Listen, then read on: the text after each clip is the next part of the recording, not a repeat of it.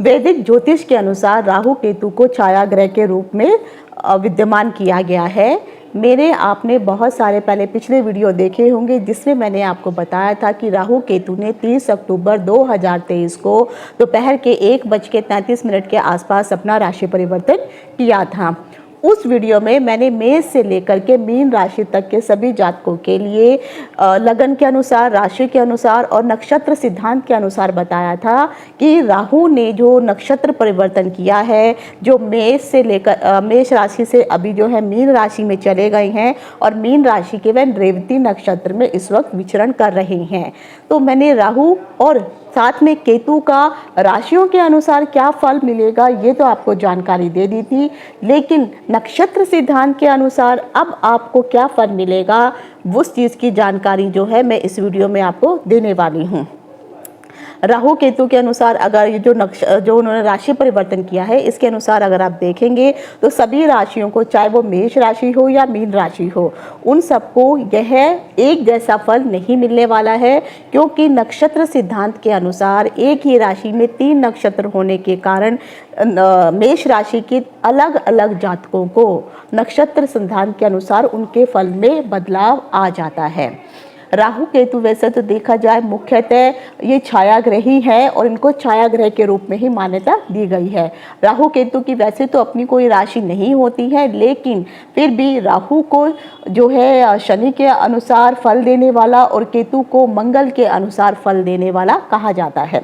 राहु ने, जैसे मैंने आपको बताया है कि अपना राशि परिवर्तन किया, वह रेवती नक्षत्र में चले गए और केतु जो है कन्या राशि के चित्रा नक्षत्र में केतु ने प्रवेश किया है। पहले वह तुला राशि में विचरण कर रहे थे। हालांकि देखा जाए दोनों ही वह क्रूर ग्रह है।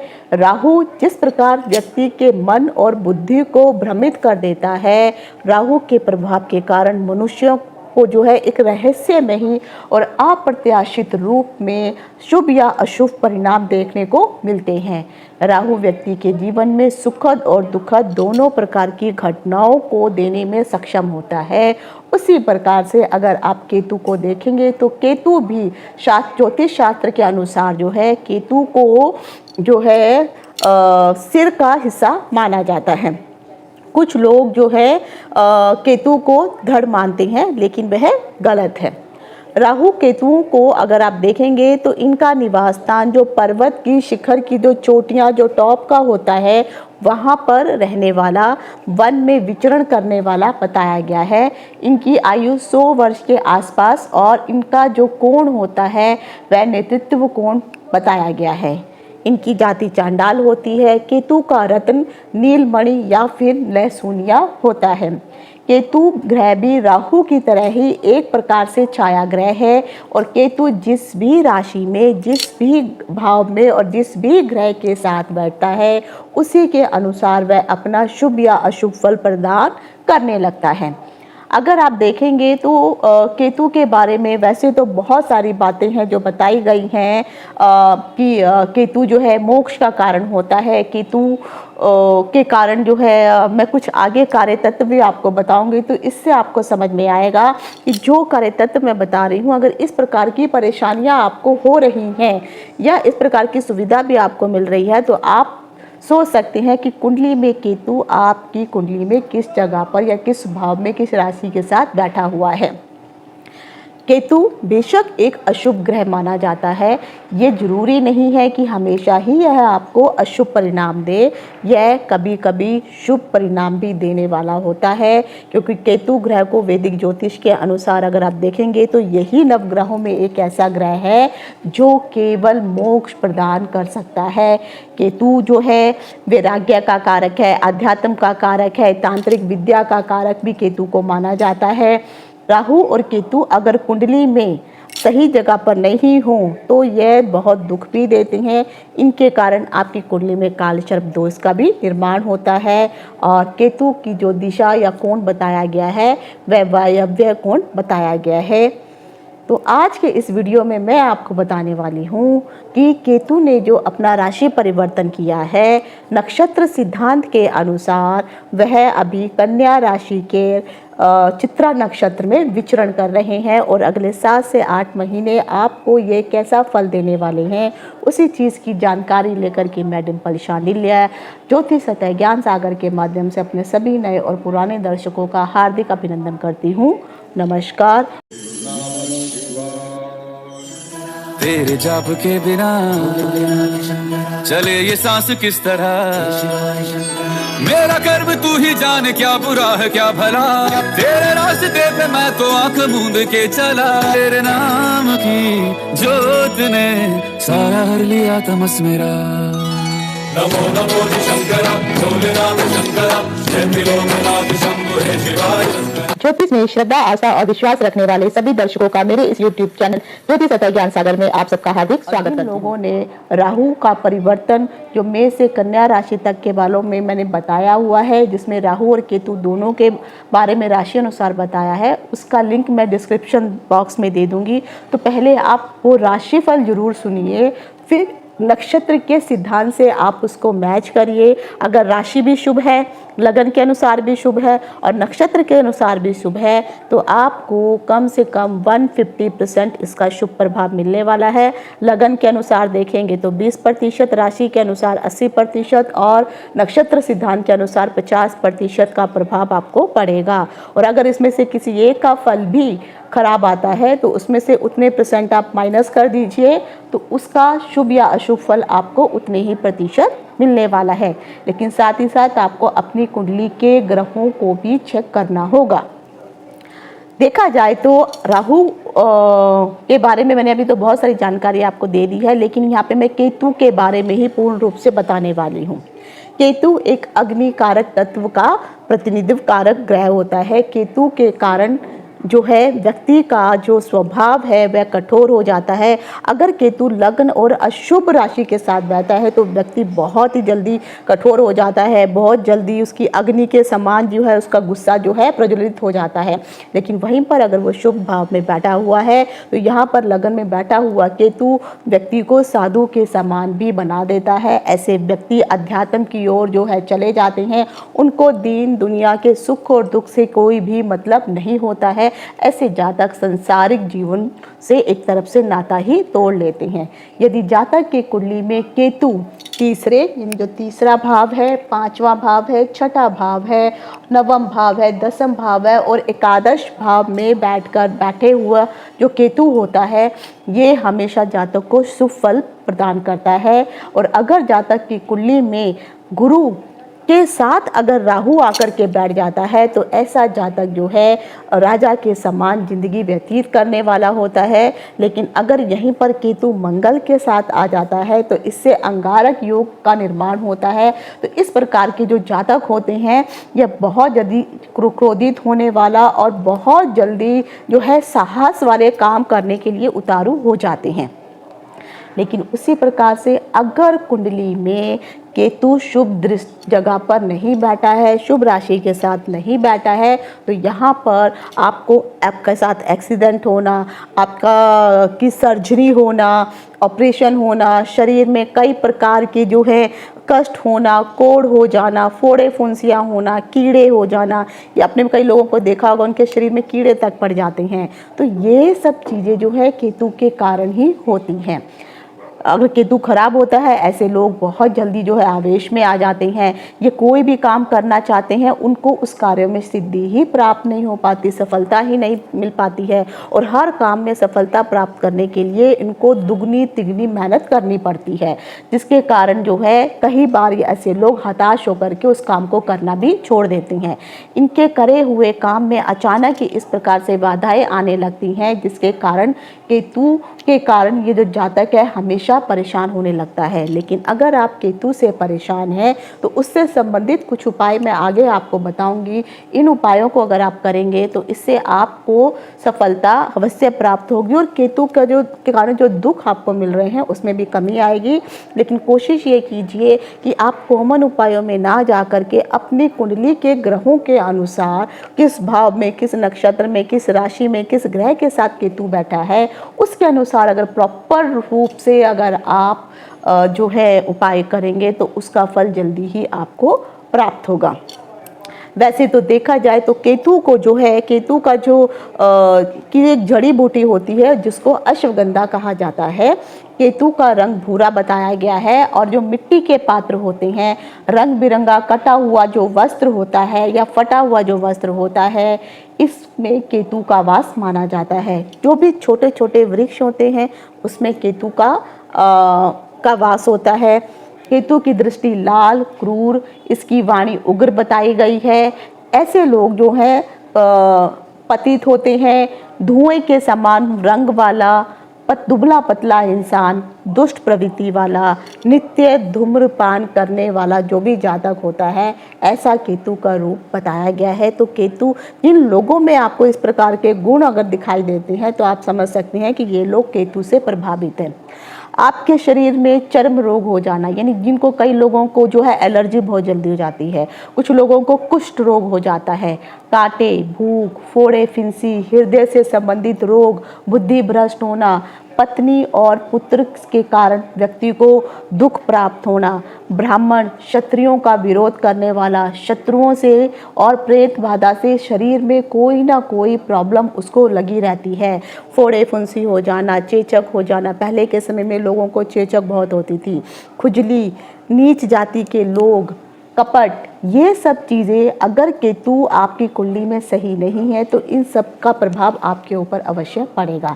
लेकिन केतु अगर आपकी कुंडली में सही है तो शिव की भक्ति करने वाला, विष्णु की भक्ति करने वाला, गणेश की भक्ति करने वाला उपासक होता है, वैदिक जो भी पुस्तकें हैं उनको अध्ययन करने वाला, कुत्ता, मुर्गी, गीदड़, और खासकर अगर देखा जाए शरीर में क्षय रोग मतलब बुखार, बहुत अधिक बुखार हो जाना, और सर्प विधि जो सांप होता है उसका उनसे संबंधित जो लोग सांप से संबंधित कार्य करते हैं, सभी प्रकार के ऐश्वर्य प्राप्त करना, मुक्ति, मोक्ष, और गंगा के तट पर रहने वाले जो लोग होते हैं, जो महान आचार्य होते हैं, वायु, स्नेह, नौकर, पत्थर, वर्ण, इन सभी शुभ चीज़ों का कारक भी केतु ही माना जाता है।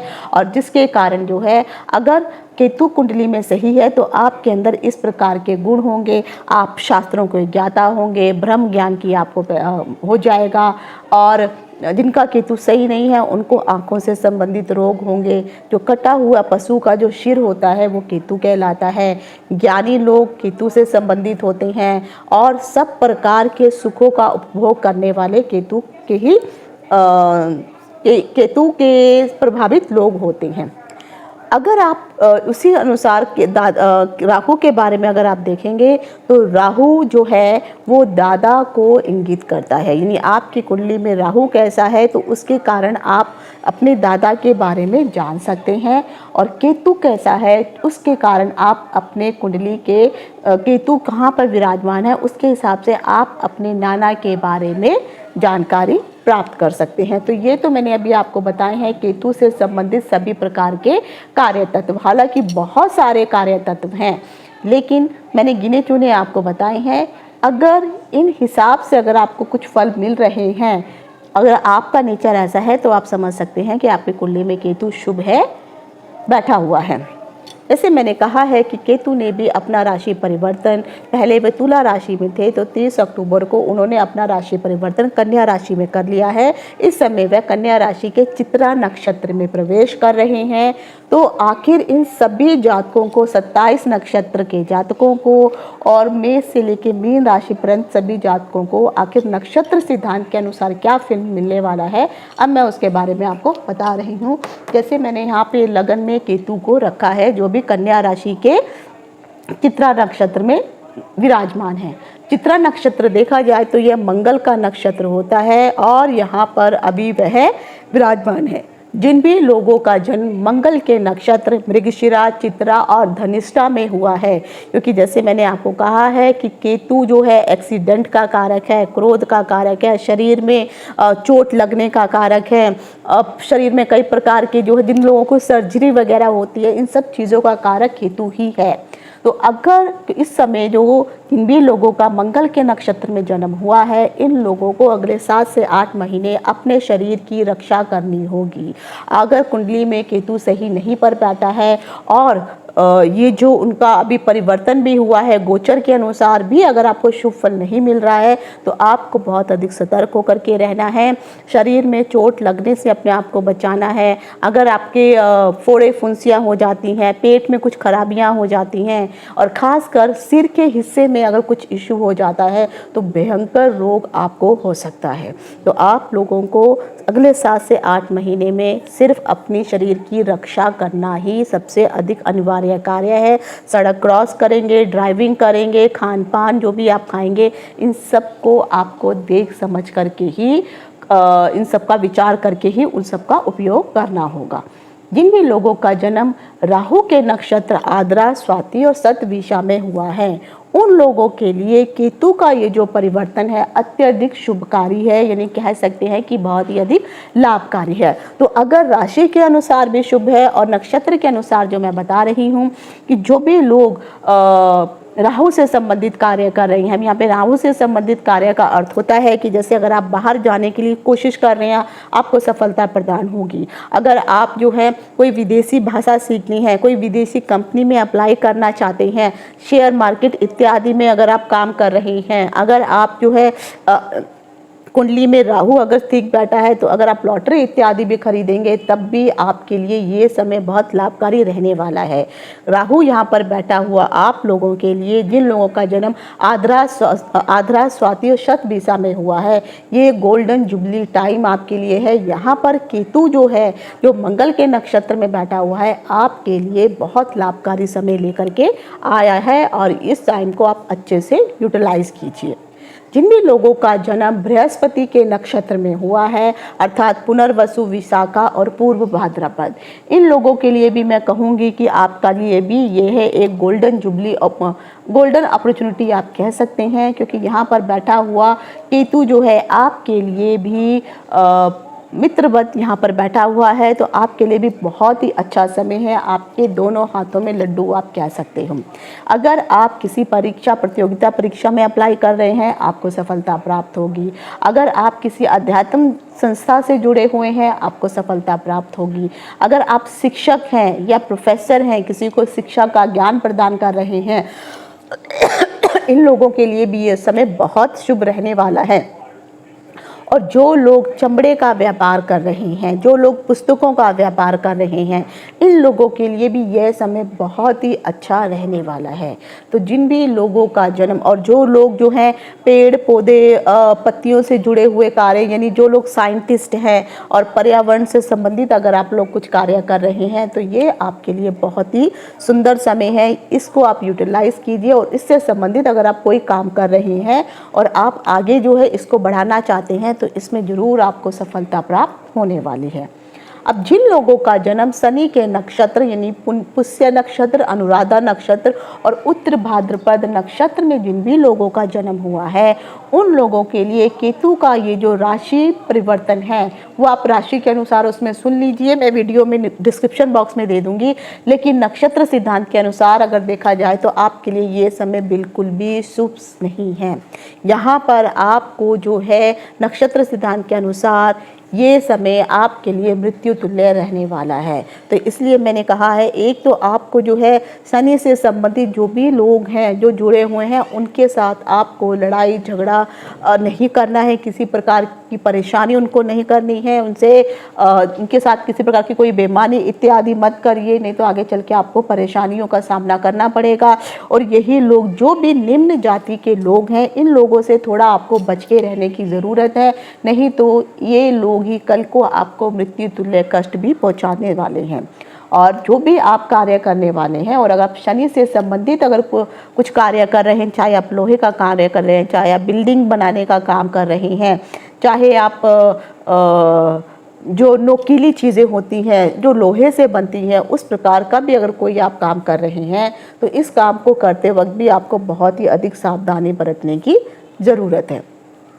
अब आ जाता है जिन लोगों का जन्म बुध के नक्षत्र आश्लेषा, ज्येष्ठा और रेवती में हुआ है, उन लोगों के लिए ये समय बहुत ही अच्छा रहने वाला है। यहाँ पर बुध जो है, जो केतु का जो नक्षत्र परिवर्तन चित्रा नक्षत्र में हुआ है, आपके लिए सक्सेस जोन में आया है, तो आप लोगों को इसमें सफलता प्राप्त होने वाली है। अगर आप पर्यावरण से संबंधित कुछ काम कर रहे हैं, किसी प्रकार की कोई रिसर्च कर रहे हैं, आप कोई खिलाड़ी हैं, किसी प्रकार का कोई आप व्यापार कर रहे हैं और आपके घर में कोई छोटे बच्चे अगर किसी कॉम्पिटिटिव एग्ज़ाम के लिए अगर वो तैयारी कर रहे हैं, तो उन लोगों के लिए बहुत ही अच्छा ये 7 से 8 महीने का समय है, उसमें उनको सफलता अवश्य प्राप्त होने वाली है। और ख़ासकर जो लोग खिलाड़ी लोग हैं, उन लोगों के लिए ये समय बहुत अच्छा है, उनको बहुत सारी अपॉर्चुनिटी देखने को मिलेंगी। और ख़ासकर जो बच्चे हैं, अगर वह बाहर जाने के लिए भी अगर सोच रहे हैं और उच्च शिक्षा के लिए भी अगर आप लोग अप्लाई कर रहे हैं, तो आपका एडमिशन किसी अच्छे कॉलेज में अवश्य होगा। अगर आप किसी प्रकार के एंट्रेंस एग्ज़ाम भी देने वाले हैं, तो यहाँ पर भी आपको सफलता प्राप्त होने वाली है।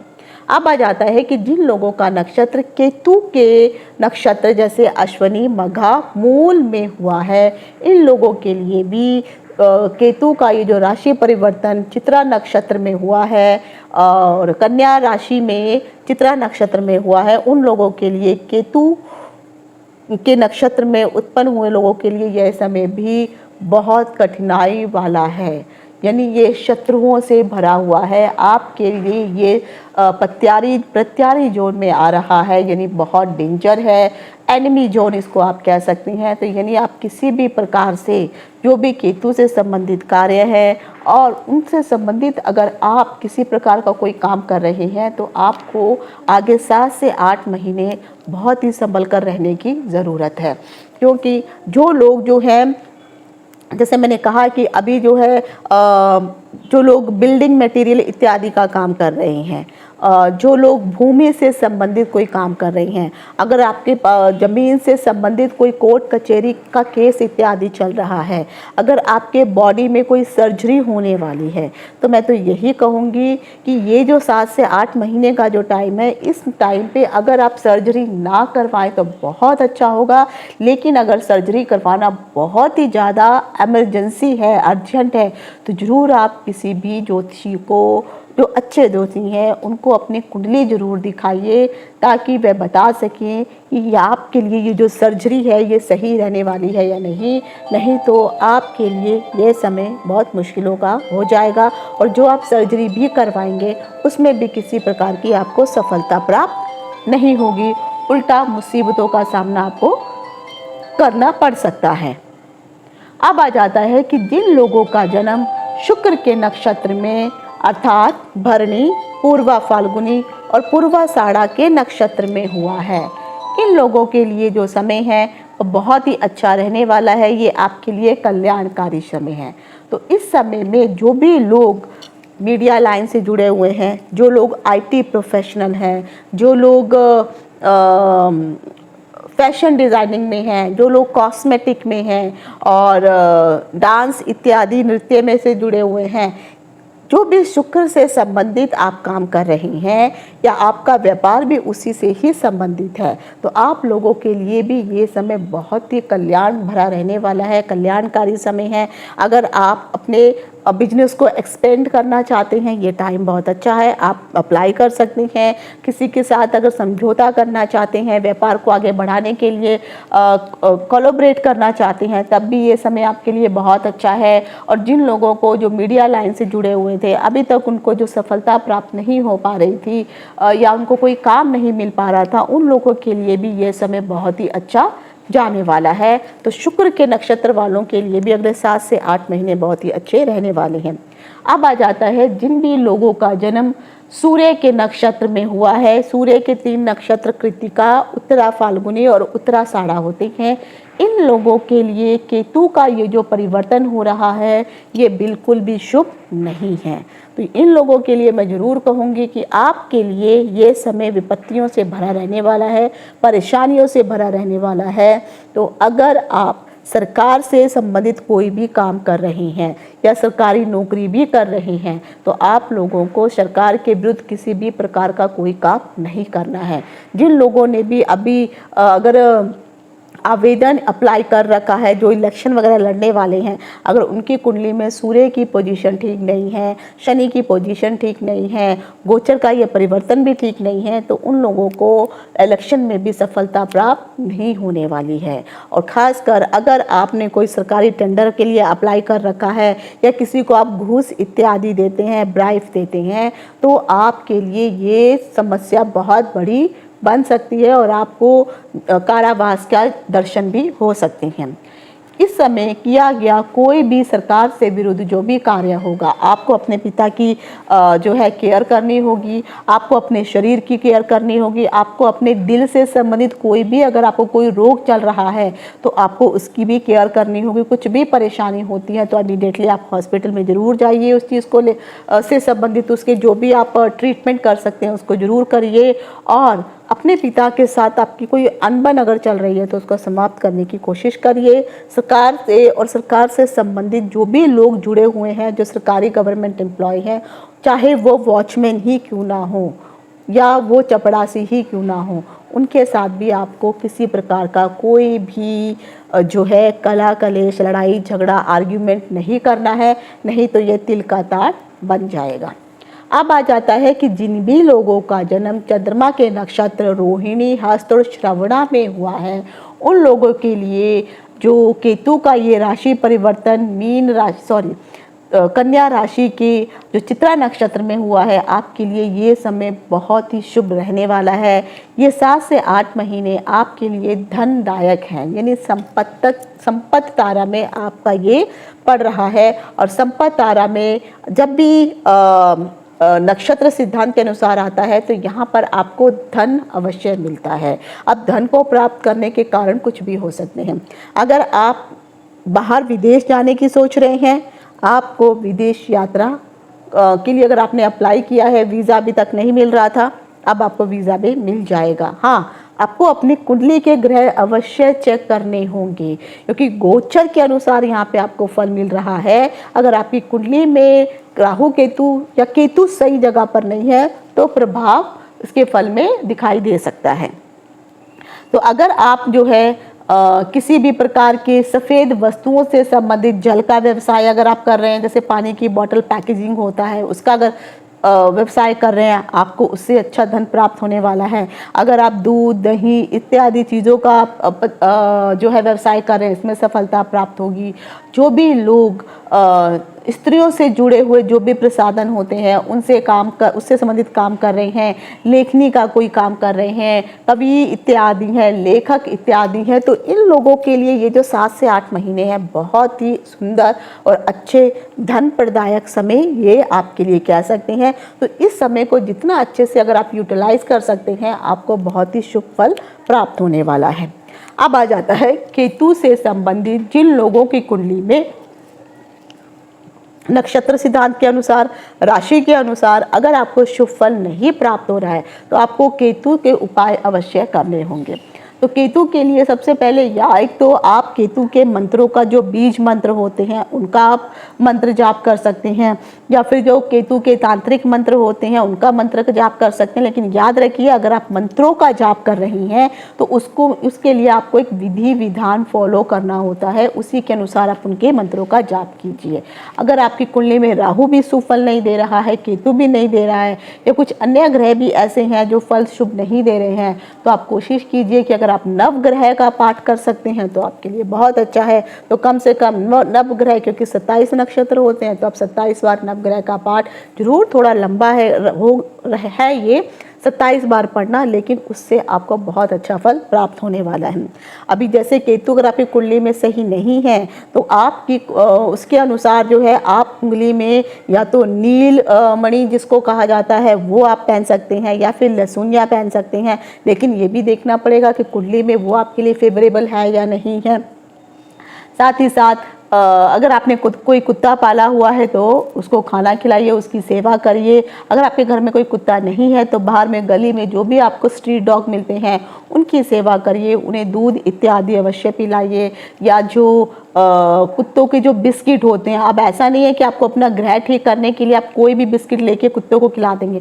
मीठे बिस्किट अगर आप खिलाएंगे तो यहाँ पर ये मीठे बिस्किट आपके लिए जो है दुखदाई हो जाएंगे। तो कोशिश कीजिए जो कुत्तों के लिए स्पेशली बिस्किट बने हुए होते हैं, या जो कम से कम मीठे वाले जो बिस्किट होते हैं, या जो नमकीन बिस्किट हो जाते हैं, और कम से कम मीठापन लिए हुए जो बिस्किट हैं, अगर वो बिस्किट अगर आप कुत्तों को खिलाते हैं, दूध इत्यादि पिलाते हैं, तो इससे आपको फ़ायदा होगा। अगर आप मंत्रों का जाप करेंगे तो बहुत अच्छा है, नहीं तो ये जो मैंने आपको केतु से संबंधित जो उपाय बताए हैं, और ख़ासकर मैं बोलूँगी अपनी कुंडली के अनुसार अगर आप उपाय कराएंगे तो आपके लिए ज़्यादा अच्छा रहेगा। तो ये आज के वीडियो में मैंने आपको बताया है केतु का जो राशि परिवर्तन हुआ है कन्या राशि के चित्रा नक्षत्र में, आखिर सभी 27 नक्षत्र और 12 राशियों के जातकों को क्या शुभ या शुभ फल देने वाला है नक्षत्र सिद्धांत के अनुसार। आपको अगर किसी प्रकार की और जानकारी चाहिए तो आप कमेंट बॉक्स में लिख के पूछ सकते हैं। आज यहीं तक, इति शुभम, नमस्कार।